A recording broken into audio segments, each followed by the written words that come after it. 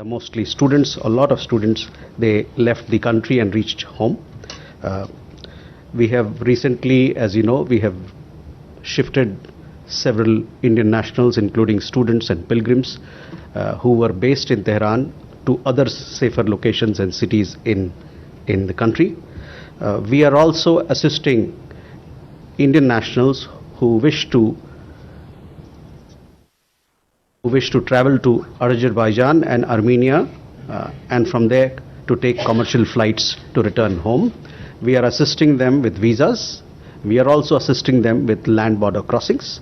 So this is happening. We've had several Indian nationals who have approached us, and we have helped them to cross over into Azerbaijan and Armenia, and for them from there to take commercial options of flying back home. I would take this opportunity to advise all Indian nationals who are desiring to leave Iran via land borders. They should adhere to the advisory that our embassy has issued. This was issued on 9th March, and they will do the needful. Our mission in Tehran, needless to say, stays in constant touch with our community members and is offering all possible assistance to them. देखिए, Iran में करीबन 9,000 हमारे भारतीय नागरिक हैं. उसमें से ज़्यादातर लोग वहाँ शिक्षा के लिए गए हों, चाहे वो मेडिकल शिक्षा हो या कोई अन्य शिक्षा हो. वहाँ पर नाविक लोग भी हैं, कुछ व्यवसाय जगत से जुड़े लोग हैं, कुछ वहाँ पर जो लोग पिलग्रिम्स के रूप में वहाँ पर गए हैं वो लोग हैं. इनमें से कई लोग जब 14 जनवरी को और 23 फरवरी को हम लोगों ने एक एडवाइजरी जारी की थी कि आप देश छोड़ें, तो बहुत सारे लोग, खासकर स्टूडेंट्स, वहाँ से ईरान छोड़ के हमारे यहाँ घर वापस आ गए. उसके बाद भी जब युद्ध शुरू हुआ, ये कॉन्फ्लिक्ट शुरू हुआ, तो हम लोगों ने बहुत सारे छात्रगण जो तेहरान में थे और अन्य लोग जो तेहरान में थे, पिलग्रिम्स, उनको हम लोगों ने वहाँ से अन्य शहरों में हम जाके उनको ले गए ताकि उनकी सुरक्षा पर ध्यान दिया जाए. बहुत सारे ऐसे भारतीय नागरिक हैं जो इच्छुक हैं कि वहाँ से ईरान से वापस आएं, और उसके लिए वो लोग सड़क मार्ग से आर्मीनिया और अजरबैजान जाके और इन दोनों देशों से जो कमर्शियल ऑप्शंस है हवाई जहाज का, उसको लेके वो हिंदुस्तान भारत वापस आना चाहते हैं. उनको हमारी एम्बेसी मदद कर रही है वीज़ा के साथ, और साथ ही साथ जाके वहाँ आपको बॉर्डर पार करना पड़ता है, वहाँ भी जो गतिविधियाँ होती है उनके साथ हमारी एम्बेसी उनको मदद कर रही है. और मैं साथ ही साथ ये कहना चाहता हूँ कि जो भी भारतीय नागरिक ईरान से वापस आना चाहता है वो हमारे एम्बेसी से वो संपर्क करें. हम लोगों ने एक एडवाइजरी जारी की है खास उन लोगों के लिए जो कि लैंड बॉर्डर से आर्मीनिया और अजरबैजान को पार करके वहाँ से वापस भारत आना चाहते हैं. मैं ये भी कहना चाहता हूँ कि तेहरान में जो हमारा मिशन है वो पूरी तरह से कार्यरत है और हमारे भारतीय समुदाय के साथ जुड़ा हुआ है, उनके हित के लिए और उनकी सुरक्षा के लिए.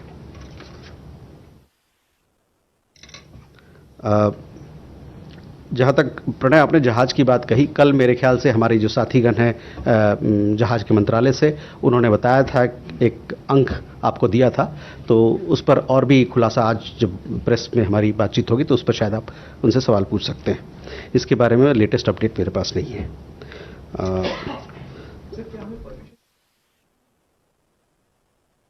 देखिए, हमने जो हमारी बातचीत हुई हमारे विदेश मंत्री और ईरान के विदेश मंत्री के बीच में, उसके बारे में आपको मैंने ब्यौरा दिया और उससे अवगत कराया, तो मैं उससे ज़्यादा कुछ नहीं कहना चाहता हूँ.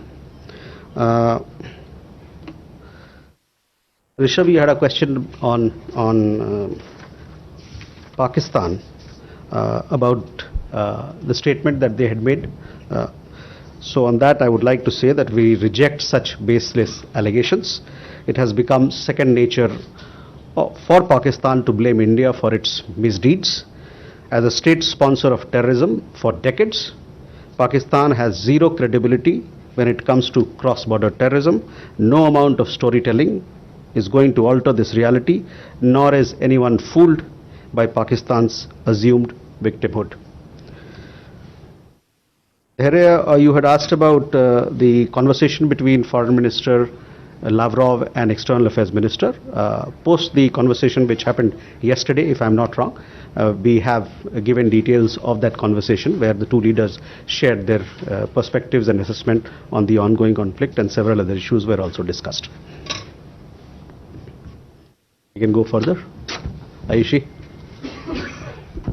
So this is Ayush Jaiswal from ANI. Our Prime Minister has spoken with leaders across the Gulf and Israel. Has India been able to establish any diplomatic communication at the leadership level with Iran after the strikes? And second, does India believe the current escalation could impact regional initiatives such as the IMEC, which was announced in 2023?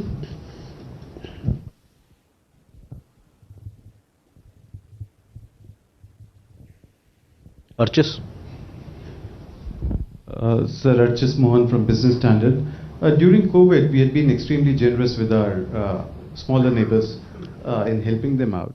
In the context of the conflict in West Asia, have there been any requests from India's smaller neighbors, whether Bangladesh or Nepal, both in terms of evacuating their citizens or ensuring their respective energy security? Thank you. Vasri. India has co-sponsored a resolution at the UN that was taken up at the UNSC, in which Iran is very clearly criticized for its attacks on Gulf countries. In about 7 or 8 statements you have put out in the last 2 weeks, you have also very specifically criticized Iran for its attacks. We haven't, however, seen any comments from the Indian government on the US-Israel attacks on Iran, on the US bombing of the Iris Dana, and of the US bombing of a school which the US government has now accepted. It has done in Iran as well. I'd like to know, what is the Indian position on the actions taken by the US and Israel, arguably the first actions in this war?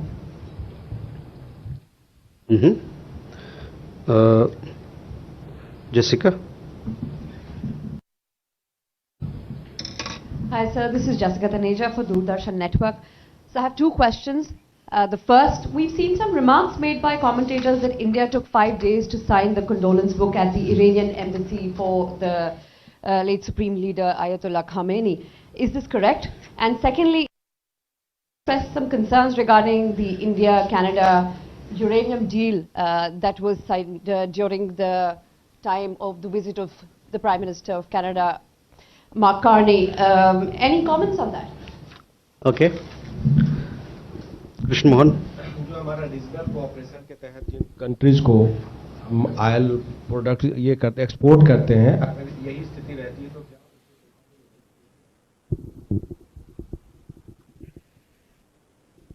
Okay, let's Ayushi first come to your question. Our Prime Minister, as you know, that he has spoken to several leaders in the Gulf on after the conflict started. In these conversations, he stressed on the need for dialogue and diplomacy so that early peace can return. He also underlined the need to avoid civilian casualties, and he focused on the priority for protection of civilians. We have a large Indian community in the GCC countries, and obviously it's their security and welfare is of utmost importance. This was highlighted. We also, in several cases, condemned the violation of sovereignty and territorial integrity of states. As far as contacts with Iran is concerned, yes, our External Affairs Minister has been talking with his counterpart, and 3 conversations have happened in the recent few days. As far as the impact of the war, it is there for everybody of this conflict to see what's happening around, and obviously, it has several issues, several of our lives have been impacted by it, and not just ours, but of people and countries around the world. Archis, assistance to countries in the neighborhood. First, I would come to Bangladesh. As you know, India is a major exporter of refined petroleum products, especially to our neighborhood. We have received a request from the government of Bangladesh for supply of diesel, which is being examined.